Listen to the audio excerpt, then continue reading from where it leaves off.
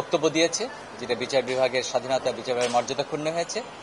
সেই কন্টেমনার যিনি ছিলেন তাকে ডিবার করা হয়েছে প্র্যাকটিস থেকে কতদিন পর্যন্ত, 29শে আগস্ট পর্যন্ত।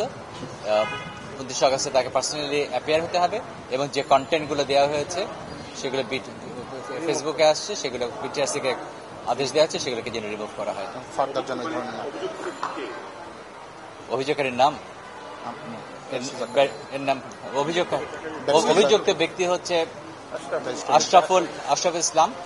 প্র্যাকটিস এই কোর্টে প্র্যাকটিস করে, সুপ্রিম কোর্টে প্র্যাকটিস করে এবং যিনি কন্টেম্প পিটিশন ফাইল করেছেন আমার পাশেই আছেন ব্যারিস্টার এমডি জাকারিয়া।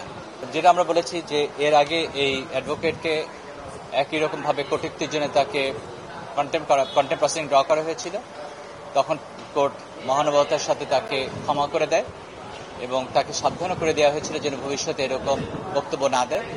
এবং এই অ্যাডভোকেট তখন কোর্টের সামনে প্রতিশ্রুতি দিয়েছিল, শপথ যে আন্ডারটেকিং দিয়েছিল যে এরকম আর স্টেটমেন্ট আর করবে না, কিন্তু সে তার প্রতিশ্রুতি ভেঙে, অঙ্গীকার ভেঙে আবার নতুন করে এই কাজ শুরু করেছে। জুডিশিয়ারি যে শক্তি, যে সামর্থ্য এখানে যখন ক্ষুণ্ণ করা হয় সেটা সরাসরিভাবে রাষ্ট্রের পর্যায়ে পড়ে এবং বলাই হয় যে when the judiciary thrives, the democracy thrives. When the democracy thrives, the state thrives.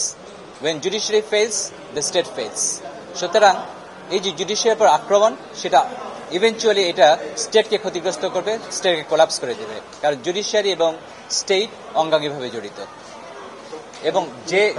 এবং যারা মিথ্যাভাবে কোর্টকে ক্ষতিগ্রস্ত, মেলাইন করে, কোর্টের প্রসেসকে ব্যাহত করে, কোর্টকে স্ক্যান্ডালাইজ করে, তাদেরকে ডেভিল বলা ছাড়া কি বলার আছে।